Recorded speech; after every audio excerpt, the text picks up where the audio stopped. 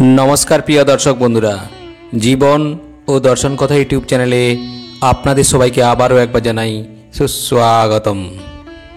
बंधुरा गरुड़ पुराणेर धर्मकाण्डेर प्रेतकल्पे तीनटी एमन जिनिसेर कथा उल्लेख करा हयेछे जेगुलोर व्यवहार कखनोई करा उचित नय, ना होले भयंकर यंत्रणा भोग करते हय एबं नानान धरनेर क्षति हये थाके।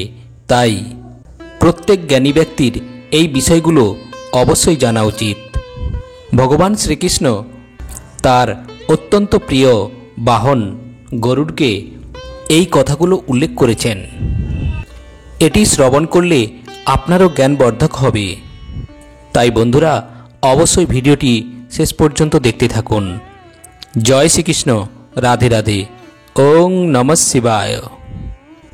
বন্ধুরা ভিডিওটির মাঝপথে ছেড়ে যাবেন না, কারণ অর্ধ জ্ঞান অত্যন্ত ক্ষতিকারক এবং এতে ভগবান শ্রীকৃষ্ণের কৃপা লাভেও অনেক বাধা বিপত্তি থেকে থাকে। তাহলে চলুন শুরু করা যাক। বন্ধুরা ভগবান শ্রীকৃষ্ণের প্রিয় বাহন গরুড় একবার ভগবান শ্রীকৃষ্ণের সঙ্গে দেখা করার জন্য দ্বারকায় আসেন। দ্বারকায় ভগবান শ্রীকৃষ্ণ তার বাহন গরুড়কে দেখে অত্যন্ত খুশি হন এবং তাকে স্বাগত জানান এবং বলেন, হে গরুড়, দ্বারকায় তোমাকে স্বাগত। তোমার আগমনে আমি খুবই আনন্দিত হয়েছি। নিঃসন্দেহে তোমার আগমনের বিশেষ কোনো কারণ রয়েছে। বলো গরুড়, তুমি কি উদ্দেশ্যে এখানে এসেছো? তখন গরুড়জি ভগবান শ্রীকৃষ্ণকে প্রণাম করে বলেন, হে প্রভু, আপনি তো সর্বজ্ঞ, এই গোটা বিশ্বে আপনার কোনো কিছুই অজানা নয়। আমি একটি সন্দেহ নিয়ে আপনার কাছে এসেছি, যার সমাধান একমাত্র আপনিই করতে পারেন। ভগবান শ্রীকৃষ্ণ হাসতে হাসতে বললেন, হে প্রিয় গরুড়, তোমার যেটাই সন্দেহ হোক না কেন তুমি নিঃসংকোচে বলতে পারো। তোমার প্রতিটা সন্দেহ এবং সমস্যার সমাধান করা আমার কর্তব্য।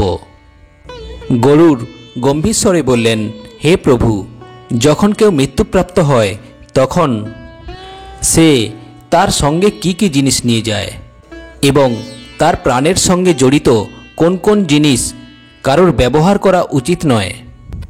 ভগবান শ্রীকৃষ্ণ চিন্তাপূর্বক গরুড়কে বললেন, তোমার প্রশ্ন অত্যন্ত গুরুত্বপূর্ণ। এই জগতে যেই জন্মগ্রহণ করুক না তার মৃত্যু নিশ্চিত। মানুষ এই পৃথিবীতে খালি হাতে আসে এটা ঠিকই, কিন্তু তার মৃত্যুর সময় সে সঙ্গে করে এই 5টি জিনিস নিয়ে যায় এবং এটাও সত্য যে এই মৃত ব্যক্তির এই 3টি জিনিস কখনোই কারোর ব্যবহার করা উচিত নয়।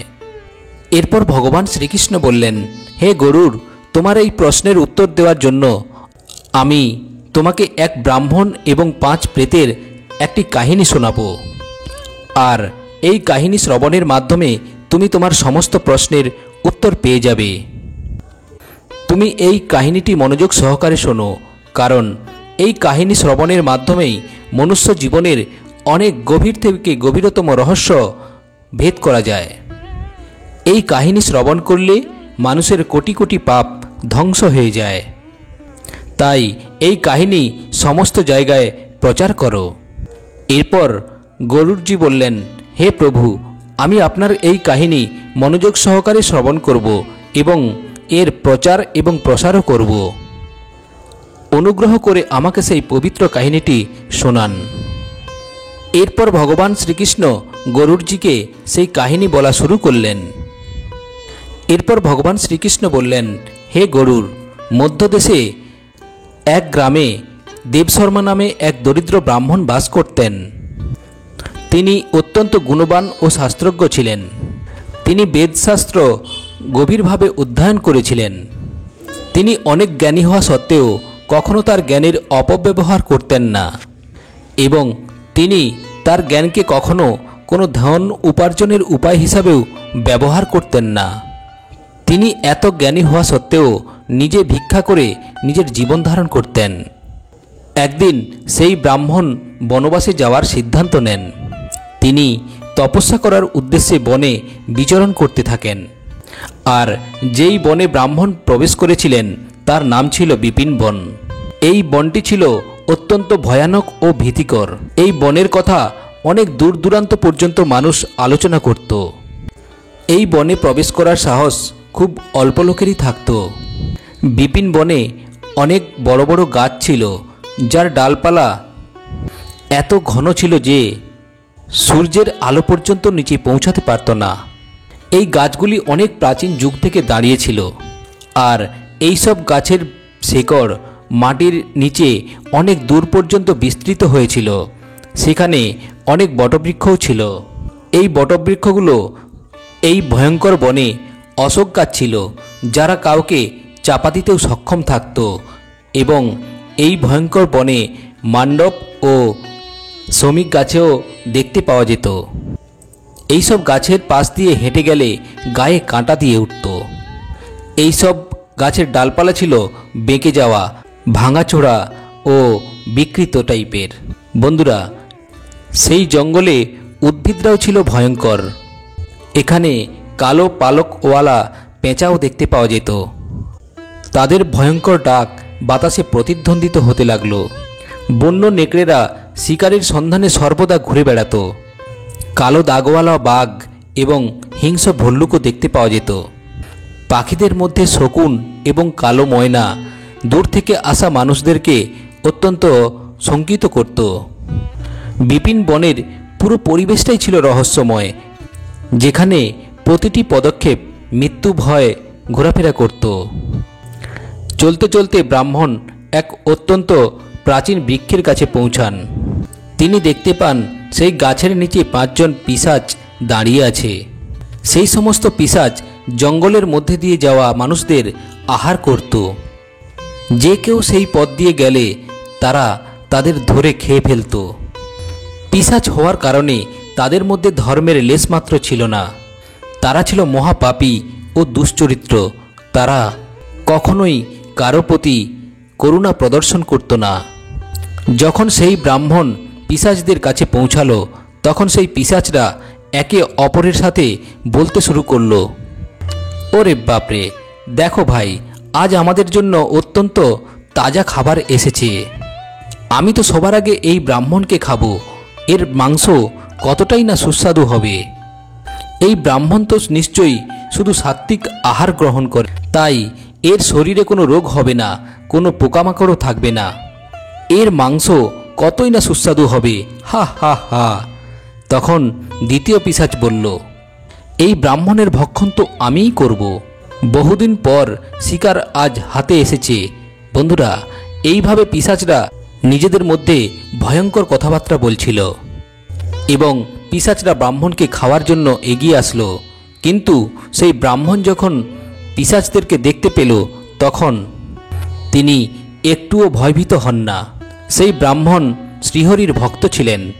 ব্রাহ্মণ সবসময় শ্রীহরির নাম জপ করতেন, তাই তার মনে কোনো ভয় ছিল না। পিশাচদের দিকে তাকিয়ে তাদের ভয় না করে তাদের দিকে নমস্কার করেন এবং বলেন, হে পিশাচগণ, আপনাদের নমস্কার জানাই। বন্ধুরা, ব্রাহ্মণের এই আচরণ দেখে পিশাচরা হতবাক হয়ে যায়।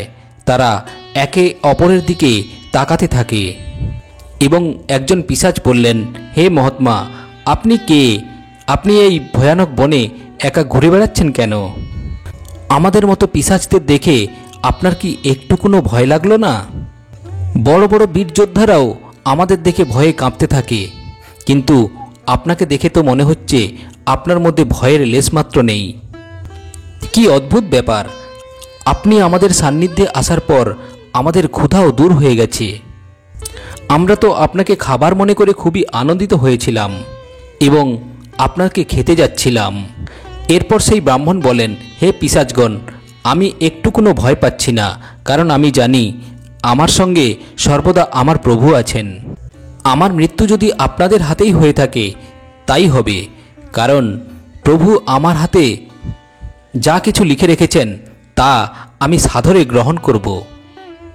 যদি আমাকে খাবার মাধ্যমে আপনাদের তৃপ্তি হয় তাহলেই আমি খুশি, কারণ এই জগতে কোনো মানুষকে তৃপ্ত করা অপরের কর্তব্য। ব্রাহ্মণ বললেন, পিশাচরাও তো ঈশ্বরের সৃষ্টি, তাহলে আমি আপনাদেরকে অবজ্ঞা করব কেন, ভয় করব কেন? বন্ধুরা, ব্রাহ্মণের এমন বাণী শুনে সমস্ত পিশাচরা বিস্মিত হয়ে পড়ে। তারা ব্রাহ্মণকে উদ্দেশ্য করে বললেন, হে ব্রাহ্মণদেব, আপনার কথা অত্যন্ত সুন্দর। আপনার কথা শুনেই আমাদের মন ভরে গেছে। আপনি অনুগ্রহ করে আমাদেরকে বলুন, আপনি কে এবং আপনি এই গভীর জঙ্গলে কি করছেন? তখন ব্রাহ্মণ বললেন, হে পিশাচগণ, আমার নাম দেব শর্মা। আমি ভগবানের ভক্তি করার জন্য একটি উপযুক্ত স্থান খুঁজছিলাম, কিন্তু আপনাদেরকে দেখে মনে হচ্ছে আপনারা বড় কষ্টে আছেন। দয়া করে আপনারা বলুন, কী কারণে আপনারা এই পিশাচ হয়ে আছেন? যদি আপনাদের কোনো সাহায্য করতে পারি তাহলে আমি ধন্য মনে করব। আপনারা নির্দ্বিধায় বলুন, আমার সামর্থ্য অনুযায়ী আমি অবশ্যই সাহায্য করব। এরপর পিশাচরা বললেন, হে ব্রাহ্মণদেব, আমরা আপনাকে বারবার প্রণাম জানাই। আমরা পিশাচ হয়েছি আমাদের পাপকর্মের জন্যই। আমরা আমাদের পিতৃপুরুষদের অবমাননা করেছি, তাই এই পিশাচজনই আমাদের ভাগ্যে জুটেছে। আমরা মানুষ অবস্থায় অনেক পাপ করেছিলাম, আর পিশাচ হয়ে তো আরোই পাপ করছি। আমরা তো আস্ত আস্ত মানুষদের আহার হিসাবে ভক্ষণ করেছি, তাই আমাদের মনে হয় আমরা এই পিশাচজনি থেকে কখনোই মুক্তি পাব না। তখন সেই ব্রাহ্মণ বললেন, হে পিশাচগণ, আমি আপনাদের দুঃখ বুঝতে পারছি। অনুগ্রহ করে বলুন, আমি কিভাবে আপনাদের মুক্তি দিতে পারি? আমি মধ্যদেশের অধিবাসী ব্রাহ্মণ দেবশর্মা। আমি বহু তপস্যা, ব্রত ও উপবাস পালন করেছি। আপনাদের জন্য যদি কোনো উপবাস বা ব্রত পালন করতে হয় তাহলে বলুন, আমি তা অবশ্যই পালন করব। বন্ধুরা, ব্রাহ্মণের এই কথা শুনে পিশাচদের মনে পড়ে যায় যে এই ব্রাহ্মণ তো তাদেরই বংশধর। আসলে সেই পিশাচরা ছিল ব্রাহ্মণের দাদা প্রদাদা। তারা তাদের পাপের কারণে পিশাচ রূপে জন্ম নিয়েছেন। ভগবান শ্রীকৃষ্ণ বলেন, এইভাবে পিশাচদের মনে পড়ে যায় যে এই ব্রাহ্মণ ছিলেন তাদেরই বংশধর। তখন তারা সবাই তাদের নিজেদের পাপকর্মের কথা বলতে থাকে। প্রথম পিশাচ, যার নাম ছিল উচি, সেই পিশাচ সামনে এগিয়ে আসে। তার শরীর রক্তে মাখামাখি ছিল এবং তার চোখে জ্বলছিল অধর্মের আগুন। সে কাঁপতে কাঁপতে ব্রাহ্মণকে বলতে শুরু করে, আমার নাম উচি এই কারণে রাখা হয়েছে যে আমি সবার এঁটো কাটা খেতাম। আমি পূর্বজন্মে বৃহস্পতি ছিলাম এবং আমি তোমার 5 পুরুষের পূর্বপুরুষ। একসময় আমি খুব বিদ্বান ও সম্মানীয় ব্রাহ্মণ ছিলাম। আমি বহু যজ্ঞ ও অনুষ্ঠান করতাম, কিন্তু ধীরে ধীরে আমার লালসা বেড়ে যায়। আমি অন্যদের ফেলে যাওয়া এঁটো খাবার খেতাম। অন্যের এঁটো খাবারে আমি স্বাদ পেতে লাগলাম। আমি জানতাম এটি অধর্ম, তবু আমি সেই খাবার খেতে থাকি। একদিন এক পবিত্র যজ্ঞের পরে আমি সেই ফেলে রাখা ঝুটা খাবার খেয়ে ফেলি। সেই খাবার থেকে আমার শরীরে বিশেষ সৃষ্টি হয় এবং সেই খাবার খেয়ে আমার মৃত্যু হয়। এখন আমি সেই কারণে ঝুটা খাবার খাই। এরপর দ্বিতীয় পিশাচ বলে, যার নাম ছিল নগ্ন অঙ্গ, সে এগিয়ে এলো। তার পুরো শরীর নগ্ন ছিল আর হাড় গোড় সব দেখা যাচ্ছিল। সে ব্রাহ্মণের দিকে তাকিয়ে বলল, আমার নাম নগ্ন অঙ্গ এই কারণে হয়েছে যে কারণ আমি সবসময় নগ্ন হয়ে স্নান করতাম। পূর্বজন্মে আমার নাম ছিল শরৎচন্দ্র এবং আমি তোমার 6 পুরুষ আগের পূর্বপুরুষ ছিলাম। আমি এক ব্রাহ্মণ পরিবারে জন্মগ্রহণ করেছিলাম এবং আমি ছিলাম এক জ্ঞান তপস্যার শক্তি। কিন্তু আমি আমার শরীর নিয়ে অহংকার করতে শুরু করেছি। স্নান করার সময় নগ্ন থাকতে আমার আনন্দ হতো এবং আমি সমাজের নিয়মের অবমাননা করতাম। আমি এটা স্বাভাবিক মনে করলেও এটি ছিল এক প্রকার অধর্ম। একদিন আমি যখন নগরের পুকুরে নগ্ন হয়ে স্নান করছিলাম, তখন জলদেবতা আমাকে অভিশাপ দেন যে আমি আমার লালসার কারণে পিশাচ জন্ম লাভ করব এবং সেই পুকুরেই ডুবে আমার মৃত্যু হয়। এখন আমি পিশাচ হয়েছি এবং আমার শরীর চিরকাল নগ্ন থাকবে, কারণ আমি ব্রাহ্মণ ধর্মের অপমান করেছিলাম। এরপর তৃতীয় পিশাচ, যার নাম ছিল সব্বস্ত্র, সে সামনে এলো। এরপর সে বলল, তার শরীরে জড়ানো ছিল মৃত মানুষের ছেঁড়া জামা কাপড়। তার কণ্ঠে ছিল গভীর যন্ত্রণার সুর। সে বলল, আমি পিশাচ জনিতে এসেছি, কারণ আমি সবসময় মৃত মানুষের কাপড় চুরি করতাম। পূর্বজন্মে আমার নাম ছিল অচ্যুতানন্দ। আমি আপনার পূর্বপুরুষদেরই একজন ছিলাম এবং এক সম্মানীয় ব্রাহ্মণ পরিবারে এসেছিলাম, কিন্তু আমার মনে লোভ বাসনা করে আমি শ্মশানে গিয়ে মৃত মানুষের জামাকাপড় চুরি করতাম এবং সেগুলো বিক্রি করতাম। কখনো কখনো মৃতদের কাপড় পরে আমার সুখ বোধ হতো। আমার এই অধর্ম দেখে দেবতারা আমাকে অভিশাপ দেন, আমার মৃত্যু এই শ্মশানেই হবে এবং আমি পিশাচ হয়ে চিরকাল মৃতদের জামাকাপড় পরতে বাধ্য হব। সত্যি তাই হয়েছি। আমি ভয়ঙ্কর পিশাচ জন্ম লাভ করেছি এবং আজ পর্যন্ত, এখনো পর্যন্ত আমি সেই মৃত মানুষদেরই জামাকাপড় পরে ঘুরে বেড়াই। এটাই আমার শাস্তি। এরপর চতুর্থ পিশাচ সামনে এলো, যার নাম ছিল অশৌচ। তার উপস্থিতি এতটা নোংরা ও দুর্গন্ধ ছিল যে ব্রাহ্মণের শ্বাস নেওয়াই কঠিন হয়ে পড়েছিল।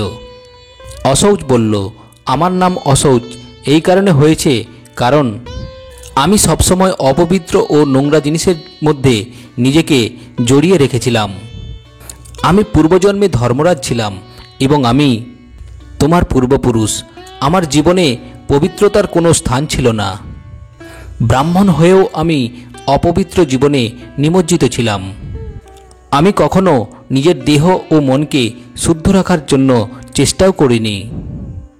আমি নোংরা পোশাক পরতাম এবং অপবিত্র স্থানে থাকতাম। সেই কারণে আমার এই প্রেত জন্ম প্রাপ্ত হয়েছে এবং এখন আমি এই নোংরা পোশাকপত্র পরেই দিন কাটাতে হচ্ছে। সব কিছু জেনেও আমি ধর্মের পথে চলিনি। সেই কারণে দেবতারা আমাকে এই অভিশাপ দিয়েছিলেন। আমার মৃত্যু হয় এক নোংরা পুকুরে ডুবে, আর এখন আমি এই পিশাচজনির মধ্যে অপবিত্রতেই বন্দী। সবশেষে ব্রাহ্মণের কাছে এলো পঞ্চম পিশাচ, যার নাম ছিল কুবেদ। তার মুখ রক্তে ভেজা ছিল এবং তার হাতে মাংসের টুকরো ধরা ছিল। সে এক ভয়ঙ্কর হাসি দিয়ে ব্রাহ্মণের দিকে তাকিয়ে বলল, আমি কুবেদ, কারণ আমি মাংস ও রক্তের প্রতি লোভী ছিলাম। পূর্বজন্মে আমার নাম ছিল সোমবেদ এবং আমি তোমার পূর্বপুরুষ ছিলাম। ব্রাহ্মণ হয়েও আমি হিংসা ও নিষ্ঠুরতার জীবন বেছে নিয়েছিলাম। আমার মাংস খাওয়া ও হত্যা করতে ভালো লাগত। আমি বহু নির্দোষ প্রাণীর রক্ত ঝরিয়েছি এবং তাদের মাংস আহার হিসাবে ভক্ষণও করেছি। আমি আমার পরিবার ও সমাজের সকল সীমা লঙ্ঘন করেছিলাম। এই অধর্মের ফলে একদিন আমি যখন গরুর মাংস খাচ্ছিলাম, তখনই আমার মৃত্যু ঘটে। সেই সময় আমি এক মাংসহাঁড়ির ভোজে অংশ নিয়েছিলাম। তাই দেবতারা আমাকে অভিশাপ দেন যে আমি এই পিশাচ জন্ম থেকে রক্ত ও মাংসের প্রতি সর্বদা লোভী হয়ে থাকব। এইভাবে সেই পাঁচজন পিশাচরা বলল, হে সন্তান, আমরা সবসময় অপবিত্র পোশাক পরতাম, নোংরা ও ময়লা জামা কাপড় পরে পূজাপাঠ করতাম। আমরা সবসময় উচ্ছিষ্ট খাবার খেতাম, আর এই ফলস্বরূপ আজ আমাদের এই অবস্থা হয়েছে। আমরা নগ্ন হয়ে স্নান করতাম, যার ফলে আমাদের পিতৃগণ রুষ্ট হয়েছেন। আমরা কখনোই আমাদের পূর্বপুরুষদের জন্য খাবার অর্ঘ্য দিতাম না, আর সেই কারণেই আমাদের মৃত্যুর পর এই প্রেতজনিতে আমরা বাধ্য হয়েছি আসতে। পিশাচেরা আবার বলল, হে সন্তান, তুমি আমাদেরই বংশধর এবং আমরা তোমার পূর্বপুরুষ। এটা ঈশ্বরের কৃপা যে তিনি তোমাকে আমাদের কাছে পাঠিয়েছেন। এখন আমাদের মনে নিশ্চিত হয়েছে যে তুমি আমাদেরকে মুক্তি দেবে। বন্ধুরা, পিশাচদের কথা শুনে সেই ব্রাহ্মণ খুবই দুঃখিত হয়ে বলে এবং মনে মনে ভাবল, প্রতিটি মানুষের তার নৈতিক কর্তব্য হল তার পূর্বপুরুষদের উদ্ধার করা এবং মুক্তির পথ তৈরি করে দেওয়া। ব্রাহ্মণ সেই পিশাচদের প্রতিশ্রুতি দেয় এবং বলে, হে পিতামহ, আমি আপনাদের অবশ্যই মুক্তির সমস্ত রকম ব্যবস্থা করার চেষ্টা করব। এরপর সেই ব্রাহ্মণ মুনি অগস্ত্যের কাছে যায় তারপর এবং তার পূর্বপুরুষদের মুক্তির জন্য কি উপায় করতে হবে সেটা জানতে চান। মুনি অগস্ত্য তার পূর্বপুরুষদের মুক্তির জন্য ব্রাহ্মণকে তর্পণ, দান ধ্যান, শ্রাদ্ধ ইত্যাদি ইত্যাদি এইসব কিছু বলেন এবং এই সমস্ত কর্মের বিষয়ে বিস্তারিতভাবে শিক্ষা দেন। এরপর সেই ব্রাহ্মণ পবিত্র নদীর তীরে গিয়ে মুনি অগস্ত্যের নির্দেশিত সমস্ত কর্ম সম্পাদন করেন, পবিত্র নদীতে তর্পণ করে এবং তারপর নদীর তীরে পিণ্ডদান করেন। যতটা সম্ভব ততটাই দান ধর্ম করে। এইভাবে ব্রাহ্মণের তর্পণ এবং দান ধর্মের ফলে সকল পিশাচ মুক্তি পায় এবং তারা স্বর্গে চলে যায়। এরপর শ্রীকৃষ্ণ গরুড়কে বললেন, হে গরুড়, মানুষের কখনো নোংরা জামাকাপড় পরা উচিত নয় এবং কখনোই উচ্ছিষ্ট খাবার খাওয়াও উচিত নয়, যেমন অন্যদের ফেলে দেওয়া খাবার, মাটিতে ফেলে দেওয়া খাবার এবং পিতৃদের জন্য অর্পিত না হওয়া খাবার, এইসব খাবার উচ্ছিষ্ট খাবার হয়ে থাকে। বন্ধুরা, তারপর শ্রীকৃষ্ণ, হে গরুড়, এখন আমি তোমাকে মৃত ব্যক্তির কিছু জিনিসের কথা বলছি। এগুলি জীবিত মানুষ কখনো ব্যবহার করতে পারে না, তাই তুমি মন দিয়ে শোনো। মানুষ এই পৃথিবীতে জন্ম নিয়ে অনেক ভৌতিক সুখের মোহে পড়ে যায়, কিন্তু মানুষের মৃত্যুর পরেও সেই জিনিসের প্রতি তার মোহ কমে না, যতদিন না সে পৃথিবীতে থাকাকালীন বস্তুগত মোহকে ত্যাগ না করে এবং সম্পূর্ণরূপে ঈশ্বরকে নিজের স্মরণে করেন। ততদিন সে বিভিন্ন জনিতে জন্ম নিয়ে এই পৃথিবীতেই ঘুরে বেড়ায়। কখনো কখনো এই মোহ এত বেশি থাকে যে মৃত্যুর পরেও সে এই পৃথিবী জগতে ঘুরে বেড়ায়, অর্থাৎ প্রেতজনি গ্রহণ করে। যদি কোনো মানুষের অকাল মৃত্যু হয় তবে সে প্রেত রূপে চলে যায় এবং প্রেত হয়ে নিজের পরিবারকে সে দুঃখ দিয়ে যেতে থাকে। অনেক সময় মানুষ তার নিজের পরিজনদের মৃত্যুর পর স্মৃতিরূপে অনেক জিনিস নিজের কাছে রেখে দেয় বা তাদের জিনিসপত্র ব্যবহার করতে শুরু করে। তবে বন্ধুরা, মানুষের উচিত কখনো মৃত ব্যক্তির কোনো কিছু জিনিস ব্যবহার না করা, কারণ এই জিনিসগুলোর সঙ্গে মৃত ব্যক্তির শক্তি এবং মোহ লুকিয়ে থাকে এবং কেউ যদি এগুলো ব্যবহার করে তাহলে তাকে অনেক ভৌতিক সমস্যার সম্মুখীন হতে হয়। মৃত আত্মা তাকে নানাভাবে কষ্ট দিতে শুরু করে।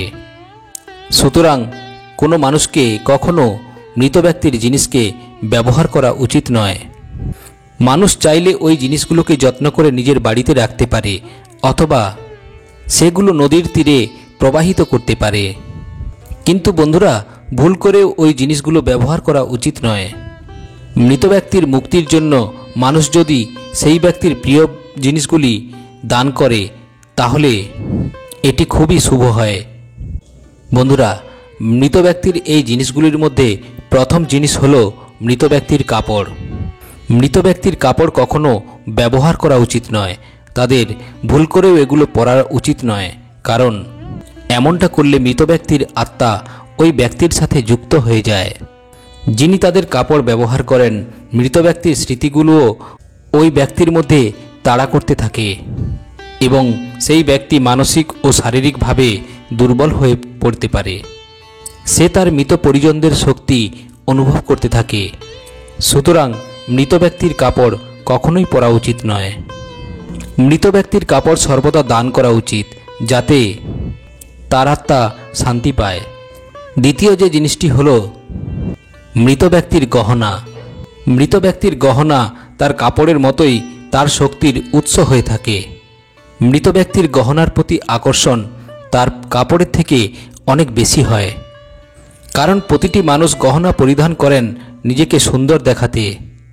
কিন্তু যখন ওই ব্যক্তি মৃত্যুবরণ করে এবং তার গহনা অন্য কেউ ব্যবহার করে, তখন মৃত ব্যক্তির আত্মা অস্বস্তি করতে শুরু করে। সেই আত্মা ওই ব্যক্তিকে বিরক্ত করতে থাকে। আত্মা মোক্ষের পথে না গিয়ে এই পৃথিবীতে তার পরিজনদের কাছে থাকে। তাই মৃত ব্যক্তির গহনা কখনোই ব্যবহার করা উচিত নয়। মৃত ব্যক্তির গহনা গলিয়ে সেই গহনাগুলিকে এরপর ভগবান শ্রীকৃষ্ণ বললেন, হে গরুর, মানুষ সবসময় মৃত্যুর পর তার সঙ্গে করে নিয়ে যায় তার দ্বারা করা কৃতকর্মের ফলে পাপ বা পুণ্য। সেই ব্যক্তি সব ধরনের ভৌতিক বস্তু সে এই পৃথিবীতেই ছেড়ে চলে যায়, কিন্তু সঙ্গে করে সে তার পাপ এবং পুণ্যকে নিয়ে যায়। এরপর ভগবান শ্রীকৃষ্ণ বললেন, হে গরুর, এখন আমি তোমাকে সেই 5টি বিষয় সম্পর্কে বলবো, যে 5টি বিষয় মৃত্যুর পরে তার সঙ্গে করেই নিয়ে যায় আত্মা। ভগবান শ্রীকৃষ্ণ বলেন, হে গরুর, এর মধ্যে কামনা হলো প্রথম বস্তু, যা আত্মার সাথে মৃত্যুর পরেও থাকে। মানুষ যা কামনা করে তা তাকে নতুন শরীর ধারণ করার জন্য প্রেরণা দেয়। যখন কোনো ব্যক্তি মৃত্যুবরণ করে তখন তার সাথে এই ইচ্ছাগুলি চলে যায় এবং নতুন জন্মে আবারও কার্যকরী হয়ে ওঠে।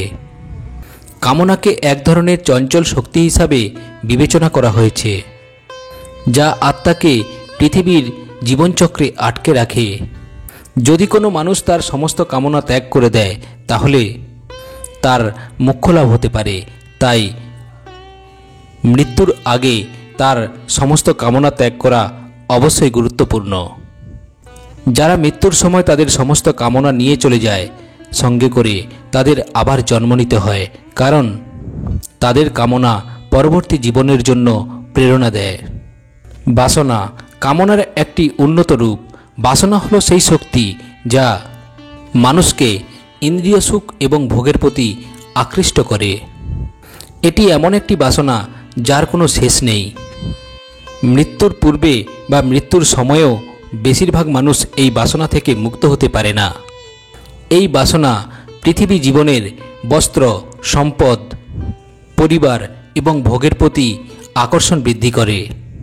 বাসনা এতটাই শক্তিশালী হয় যে এটিও মৃত্যুর পর আত্মার সঙ্গেই থাকে। এই বাসনার উদাহরণ বিষ্ণু পুরাণে রাজা ভরতের কাহিনীতে শোনা যায়। রাজা ভরত একটি হরিণের বাচ্চার প্রতি অতিরিক্ত ভালোবাসা দেখিয়েছিলেন এবং তার প্রতি বাসনা এতটাই প্রবল ছিল যে মৃত্যুর সময়ও তিনি সেই হরিণের কথা চিন্তা করেছিলেন। এর ফলস্বরূপ তাকে পরবর্তী জীবনে হরিণের দেহ লাভ করতে হয়েছিল। এটি দেখায় যে বাসনা আত্মাকে বন্ধনমূলক করে থাকে, কিন্তু মন শান্তি এবং জ্ঞান দ্বারা বাসনা থেকে মুক্ত হওয়া যায়। শ্রীকৃষ্ণ আরও বলেন, কর্ম মানব জীবনের সবথেকে গুরুত্বপূর্ণ ঐশ্বর্য, যা মৃত্যুর পরেও তার সাথে থাকে। যে কোনো কাজ, ভালো বা মন্দ, মানুষ যেগুলি তার জীবনে করে সেগুলি তার পরবর্তী জন্মের ফল দেয়। মৃত্যুর সময় আত্মার সমস্ত কাজের হিসাব নেয়। যদি কোনো ব্যক্তি ভালো কর্ম করে থাকেন তাহলে তাকে পরবর্তী জীবনে সুখ ও শান্তি লাভ করে থাকেন, কিন্তু যদি সে মন্দ কর্ম করে থাকে তাহলে তাকে নরক বা দুঃখজনক জীবন লাভ হয়। কর্মের গতি এতটাই চমকপ্রদ যে এটি 7 জন্ম পর্যন্ত আত্মার পিছু নেয়।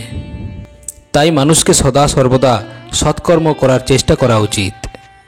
ভগবান শ্রীকৃষ্ণ চতুর্থ বিষয় হিসাবে ঋণের উল্লেখ করেছেন। তিনি বলেন, ঋণ এমন একটি বস্তু যা মৃত্যুর পরেও আত্মার পিছু নেয়।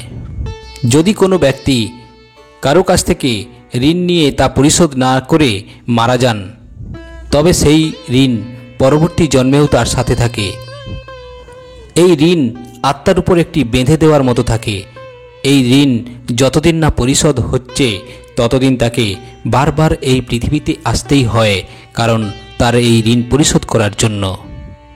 যতক্ষণ না এই ঋণ পরিশোধ হচ্ছে ততক্ষণ পর্যন্ত আত্মা এই ঋণ থেকে মুক্তি হতে পারে না, তাই তাকে বারবার এই পৃথিবীতে জন্ম নিতে হয়। বন্ধুরা, শেষে ভগবান শ্রীকৃষ্ণ গরুড়কে ভক্তির গুরুত্ব ব্যাখ্যা করেন। তিনি বলেন, ভক্তি এমন একটি পবিত্র পথ যা আত্মাকে ঈশ্বরের সঙ্গে সংযুক্তি স্থাপন করতে সাহায্য করে। যে ব্যক্তি স্বচ্ছ মন দিয়ে ঈশ্বরের আরাধনা করে তার আত্মা মৃত্যুর পরেও সেই ভক্তির ফল লাভ করে থাকে। এই ভক্তি আত্মাকে জন্ম মরণের চক্র থেকে মুক্তি দিতে পারে এবং তাকে মোক্ষ লাভে সহায়তা করতে পারে। তো বন্ধুরা, আশা করি আজকের এই ভিডিওটি আপনাদের খুবই ভালো লেগেছে। আর এই ধরনের ভিডিও যদি আপনারা পেতে চান তাহলে চ্যানেলটিকে সাবস্ক্রাইব করে অল বাটনটি অবশ্যই প্রেস করুন। আর যদি আজকের এই ভিডিওটি আপনাদের ভালো লেগে থাকে তাহলে ভিডিওটিতে একটি লাইক দিয়ে দিন। জয় শ্রীকৃষ্ণ, রাধে রাধে, ওং নমঃ শিবায়। আজ এই পর্যন্ত, আবারও আসবো পরের ভিডিও নিয়ে। ততক্ষণ ভালো থাকবেন, সুস্থ থাকবেন। নমস্কার।